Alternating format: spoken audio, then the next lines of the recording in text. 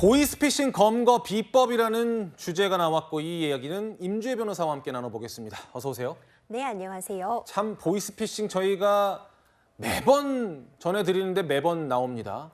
목소리를 짧게 듣고 올게요. 이야기 이어가죠.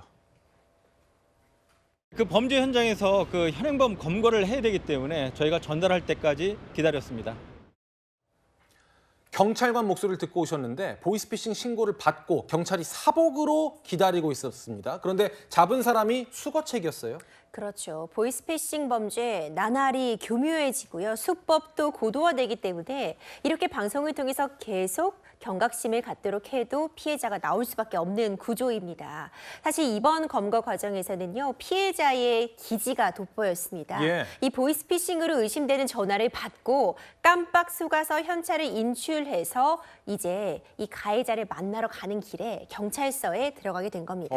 이거 보이스피싱 의심인 것 같으니 도와달라는 쪽지를 종이에 적어서 경찰관에게 제시를 한 거고요. 지금 보시는 것처럼요. 예. 경찰관도 이걸 무리하게 잡기보다는 오히려 역이용하자는 생각에 직접 본인이 피해자인 것처럼 이 보이스피싱 가해자를 만나러 갔고 막다뜨린 사람은 일명 수거책이었습니다. 예. 그러니까 실제로 이런 범행을 꾸리고 지도하고 있는 사람은 해외에 있거나 아니면 국내 어디 꽁꽁 숨어 있는 것이 대부분이고 고액 알바로 유인을 해서 수거책을 내보내게 되는데 이 수거책은 20대 외국인 유학생이었다고 합니다. 네, 사실 피해자이자 신고자가 같은 사람인 건데요. 이 목소리 듣고 오겠습니다. 영상 통화하면서 자기가 검사라고 그 명찰도 보여주고 뭔가 좀 이상하더라고요. 근처에 파출소가 있어서 파출소 경찰관분들한테 도움을 요청했거든요. 제가 알고 나서 그냥 단순히 끝난 것보다 뭐 주범을 잡지는 못하겠지만 이제 전달책이라도 잡자라는 생각으로 피해자가 이제 피해를 당하는 순간에 기지를 발휘한 것 같은데 아까 그 피해자가 갖고 있던 A4 용지 한 번 더 띄워주세요. 그거 보면은 경찰이랑 필담을 나눈 듯한 그런 내용이 담겨 있더라고요. 옆에 보면은. 그렇죠. 사실 이 보이스피싱 범죄가요, 가해자 찾기가 어렵습니다. 그러니까 일명 이 몸통이라고 불리는 사람들은 이미 해외에 거주하고 있기 때문에 실제로 검거까지 너무나도 오랜 시간이 걸리고요. 결국 붙잡을 수 있는 건 적어도 이 현금을 수거해 가는 중간 수거책입니다. 예. 그래서 피해자도 이걸 그냥 나중에 신고하기보다는 이 수거책이라도 잡아야겠다는 생각이 경찰에게 필담으로 지금 현재 보이스피싱을 당하고 있으니 도와달라 이런 메시지를 남기게 된 거고요. 실제로 이 수거책은 그 자리에서 현행범으로 체포가 됐습니다.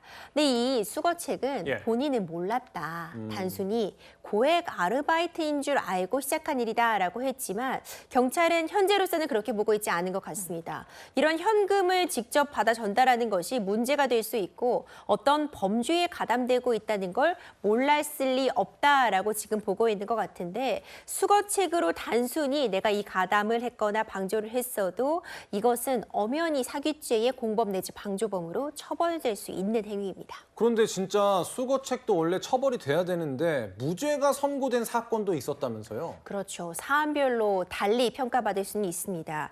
이 무죄가 선고됐던 사안은요. 이제 펜션 사업 실패로 생활격을 겪고 있던 A씨가 지난해 이렇게 퀵서비스 아르바이트를 모집한다는 글을 보고 아르바이트에 지원을 하게 된 겁니다. 서류 배송 퀵서비스 업무다. 그리고 건당 5만 원씩 지급한다라는 글을 보고 지원을 하게 된 건데 네. 우리가 보통 퀵서비스 맡기게 되면은 몇만 원 정도는 지출이 되는데 5만 원은 사실 한 건당 수수료로는 굉장히 많은 금액임은 분명해 보였습니다. 예. 그렇죠. 하지만 내가 전속으로 일을 하고 서류 업무를 대행으로 내가 이송을 한다고 생각하니까 이건 단순히 아르바이트다라고 생각을 한 거죠.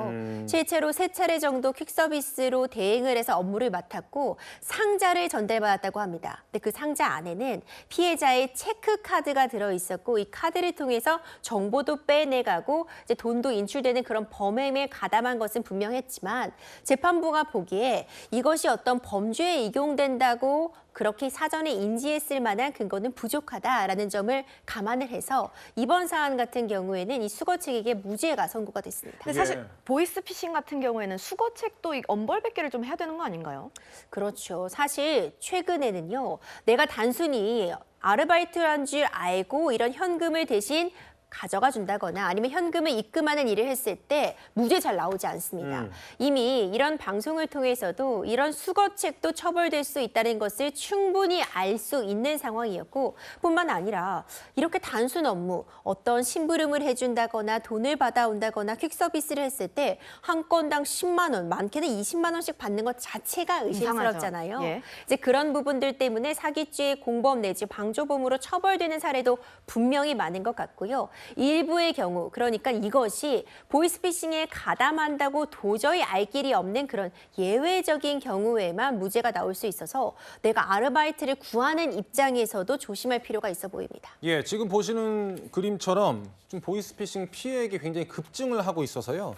경찰청 국가수사본부가 9월 1일부터 내년 1월 31일까지 5개월간 보이스피싱 범죄에 대한 대대적 특별 단속에 나서기로 했습니다. 방금 말씀 주신 것처럼 수거책에 대해서도 엄벌해야 되고 은행과 증권사 등 금융사가 보이스피싱 피해액을 일부 또는 전부 배상하도록 하는 방안도 포함해서 대대적인 단속을 벌일 예정입니다.